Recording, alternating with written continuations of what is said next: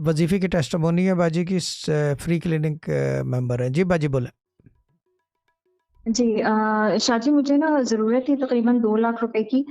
तो मैं work from home की ऐसी जॉब चाह रही थी कि मुझे मिल जाए और घर बैठ के काम हो जाए, क्योंकि मेरा बेटा थोड़ा सा स्पेशल है। तो मुझे जहाज बाजी ने वजीफा दिया था, मैक्रोनी बाजी ने कनेक्ट करवाया था। तो मुझे उसी दिन जो है ना, यानी कि 8 दिन हुए वजीफा करते हुए। तो मुझे कनाडा से कॉल आई, मेरी अम्मी के बहुत दूर के जानने वाले हैं, तो उन्होंने मुझे जॉब की ऑफर की और उन्होंने जो पर्क्स बताए तो वो ऑलमोस्ट वही हैं।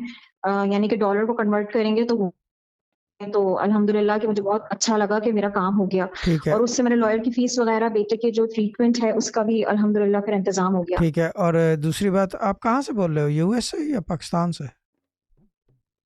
शाजी, मैं कराची से बात अच्छा, कर रहा कराची हूँ। से बात कर रहे हैं। जो भी आप नौकरी कर रहे हैं ना, जो भी जी आप सेल्स का काम कर रहे हैं, जो भी, पैसे पहले कुछ ना जी देना। जी, कॉल सेंटर।